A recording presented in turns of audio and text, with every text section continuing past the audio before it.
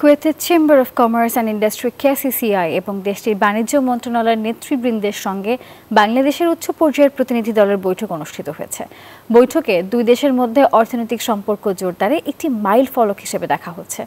2016 সালে সহযোগিতা প্রোটোকল স্বাক্ষরের পর থেকেই বাণিজ্য ও বিনিয়োগের নতুন মাত্রা যুক্ত হলেও তেমন কার্যকর উদ্যোগ দৃশ্যমান হয়নি। এবার বাংলাদেশ দূতাবাস কুয়েতের সহযোগিতায় আয়োজিত এই বৈঠকে বাংলাদেশের তৈরি পোশাক, ঔষধ, কৃষিপণ্য ও শিল্পজাত দ্রব্য রপ্তানির সম্ভাবনা তুলে ধরা হয়। বৈঠকে অংশ নেন কুয়েতের ব্যবসায়ী নেতা, বাণিজ্য মন্ত্রণালয়, বাংলাদেশের পররাষ্ট্র ও বাণিজ্য মন্ত্রণালয়ের প্রতিনিধি এবং শীর্ষ ব্যবসায়ী সংগঠনের নেতারা। কুয়েতে যে কোনো মেডিসিনাল ফ্যাক্টরি নেই, তারা সবগুলো মেডিসিন বাইরে থেকে নিয়ে আসে। তো আমরা এখানে আসছি আমাদের ফার্মাসিউটিক্যালসের যে অপরচুনিটি, ফার্মাসিউটিক্যালসের যে ফ্যাসিলিটি বা ফার্মাসিউটিক্যালসের যে কোয়ালিটি আমরা বিভিন্ন দেশে ইতিমধ্যে প্রমাণিত করেছি। আশা করি এর মধ্যে একটা পরিচিতি এবং একে অপরের জানার পরে তো ব্যবসা শুরু হবে। আই থিঙ্ক এটা good relation will starting now.